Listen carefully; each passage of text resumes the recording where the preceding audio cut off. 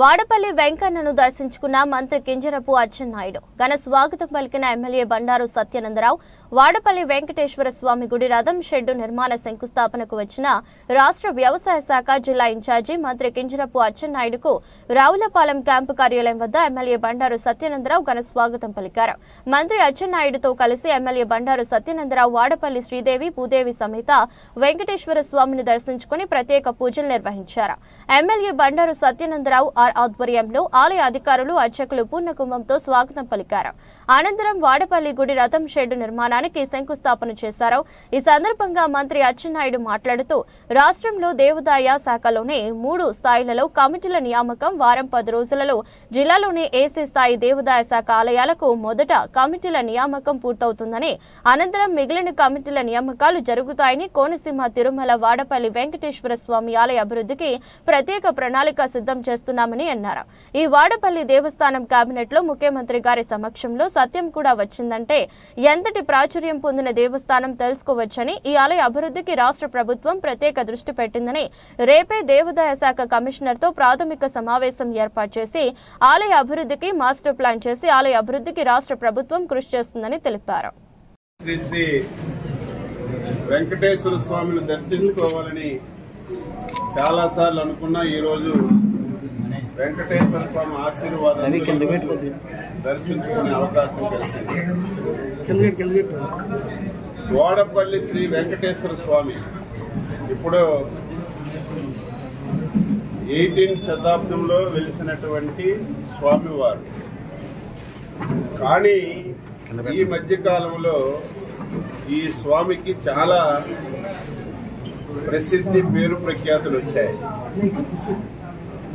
ఈ మధ్య కాలంలో కేబినెట్ లో కూడా ఈ ఆలయం గురించి, ఈ ఆలయ అభివృద్ధి గురించి ముఖ్యమంత్రి గారి ఆధ్వర్యంలో చర్చకు వచ్చిందంటే ఈ ఆలయానికి ఎంత ప్రాచుర్యత ఉందో మనందరం కూడా తెలుసుకోవాలి.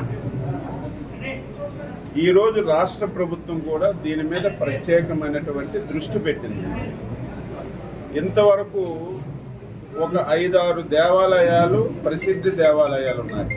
అటు సింహాచలం సింహాద్రి అప్పన్న గాని, ఇటు అన్నవరం సత్యనారాయణ స్వామి గాని, బెజవాడలో వెలిసినటువంటి శ్రీ కనకదుర్గ అమ్మవారు గాని, తిరుమలలో వెలిసినటువంటి శ్రీ వెంకటేశ్వర స్వామి గాని, అటు కాణిపాకం శ్రీ గణపతి గాని, ఇటువంటి 5-6 దేవాలయాలు, శ్రీశైలం మల్లికార్జున స్వామి గాని, ఒక 6-7 దేవాలయాలు, ప్రసిద్ధ దేవాలయాలు ఉన్నాయి.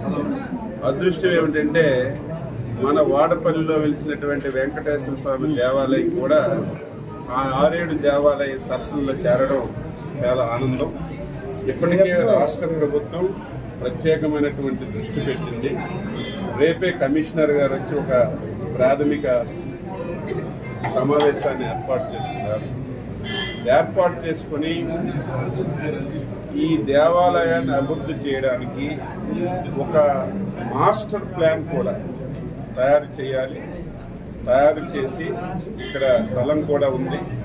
భక్తులు విపరీతంగా ఒక నమ్మకం, వాడపల్లి శ్రీ వెంకటేశ్వర స్వామి ఆలయానికి 7 శనివారాలు వెళ్ళిసారంతా 7 ప్రదక్షిణలు చేస్తే కోరిన ప్రతి కోరిక తీరుతుందని చెప్పి వాడవాడలా ప్రతి మనిషికి ఇది చేరువైంది. కాబట్టి విపరీతంగా భక్తులు తాకిడి పెరిగింది.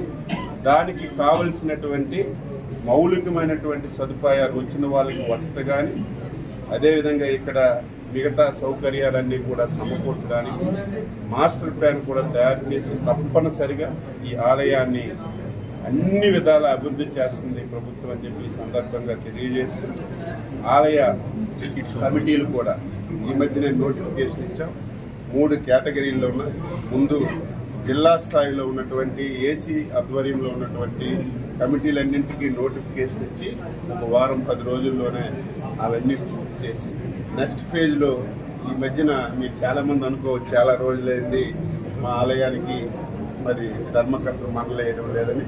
ఇది ప్రముఖ దేవాలయాల సరస్సును చేరింది కాబట్టి ఇది తప్పనిసరిగా ముఖ్యమంత్రి గారి ఆధ్వర్యంలో, ఎమ్మెల్యే గారి సహకారంతో తొందరగానే దీనికి కమిటీ కూడా వేసి ఇంకా దీన్ని అభివృద్ధి చేయడానికి అన్ని విధాల ప్రయత్నం